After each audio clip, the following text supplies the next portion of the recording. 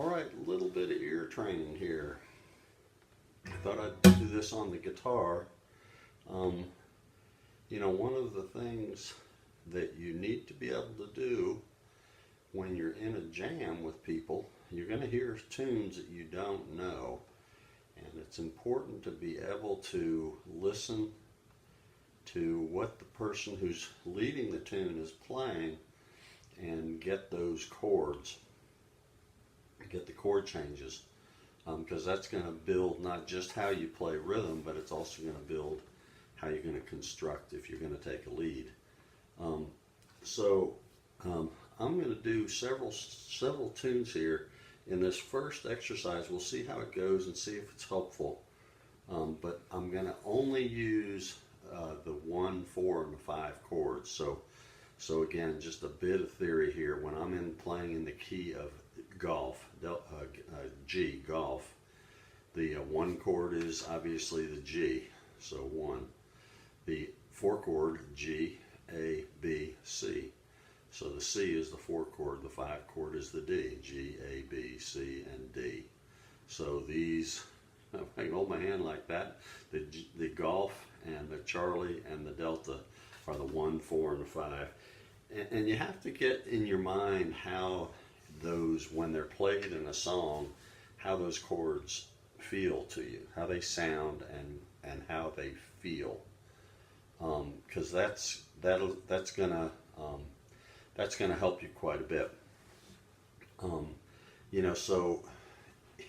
me, the C chord, the 4 chord, and I'm sticking in the key of G here for the moment. All of this applies in any key that you're in. But the 4 chord to me feels like I'm climbing. That's how it feels to me. Like I'm progressing up a hill is how it feels to me. It's not a resolution. It's part of the journey.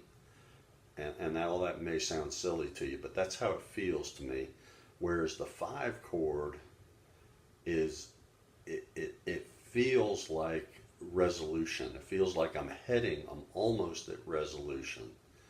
But you have to decide for yourself, how the chord feels to you. So when it invokes that, then you'll know what chord it is. I've got the guitar because it's usually best to listen to the guitar or the bass. The bass, for me, the bass is so low, I can feel when it's right, but I can't really say that I hear when it's right. If that makes sense. Whereas the guitar, it's a downbeat instrument, it's bum chink, bum chink. So it kind of precedes. It's going to be one of the first that you're gonna hear the chord. Well, let's see, another thing that people will do, and I try to do it especially in a jam because it helps people to hear. You'll hear lead-in notes. So if I do, it's high in the morning, it's early. There's a well-beaten path on the soul mountainside that I wandered when I was a lad. If I do that song, and if I'm trying to help people, I'm going to give them lead-in notes to help them find the next chord. There's a well-beaten path on this old mountainside that I wandered when I was a lad. There I wandered home to a place I call home, and those blue ridge hills far away. So you hear those lead-in notes. And so if you listen closely to the guitar, and a strong guitar player will try to lead you to those next chords. But here's how this is going to work. So that's a lot of nonsense theory discussion. But here's what I'm going to do. I'm going to do some fairly common children's songs. And I don't want you, when you first do this, I don't want you to look at the video at all. I want you to look away. And I want you maybe get a piece of paper and a pencil and write down the only chords I'm going to play are the 1, the 4, and the 5. The 1, the 4, and the 5. That's it. And in fact, I'll stick in this lesson. I'll stick to the key of G. Actually, I'm capoed, so I'm kind of cheating. But assuming this is the 0 position, I'm gonna play a G, a C, and a D chord, which actuality is a D, and an E chord since I'm capoed here. In fact, let me simplify that. Let me take this capo off. So now it is in fact a G, C, and a D. So again, you don't need to even see the right hand. You need to see my left hand. But again, initially here, I don't even want you looking at the video. So let's see, let's start with Mary Had a Little Lamb. And now look away from the video, get your piece of paper and your pencil.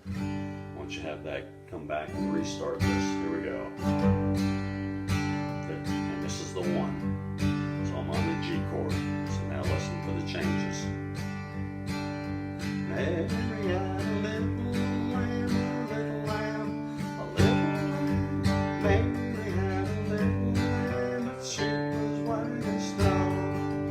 Everywhere that Mary went, everywhere that Mary went, the sheep was sure to go. Mary had a little lamb, a little lamb, a little lamb. Mary had a little lamb, its sheep was white as snow. All right, did you get that? So how many chords and what were they, and could you hear them? So let's see, let's do Old MacDonald had a farm, E-I-E-I-O, and on that farm he had a duck, E-I-E-I-O, with a quack quack here and a quack quack there, here quack there quack, everywhere quack quack. Old MacDonald had a farm, E-I-E-I-O. Old MacDonald had a farm, E-I-E-I-O, and on that farm he had a cow, E-I-E-I-O, with a moo-moo here and a moo-moo there, here a moo, there a moo, everywhere a moo-moo. Old MacDonald had a farm, E-I-E-I-O. Alright, so hopefully you got those. If you need to, you can go back and look and see the chord changes. Sometimes I'll do a funny C like that. It's actually what a C plus C9 maybe, but it works. It's kind of a cheat C. Let's see. Twinkle, twinkle, twinkle.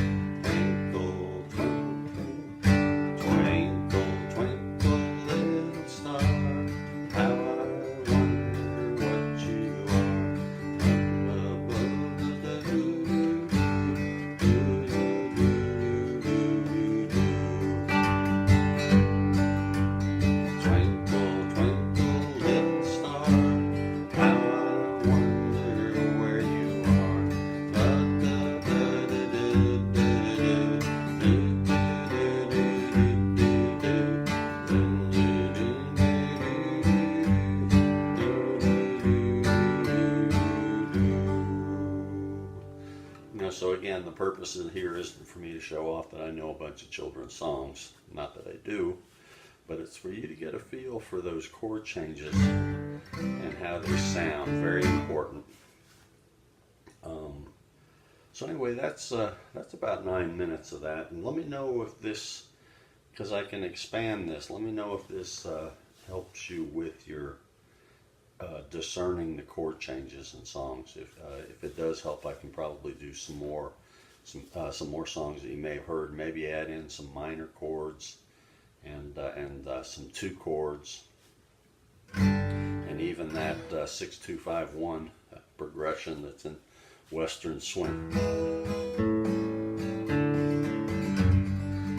I've been all around this whole wide world, way down in Memphis, Tennessee, and everywhere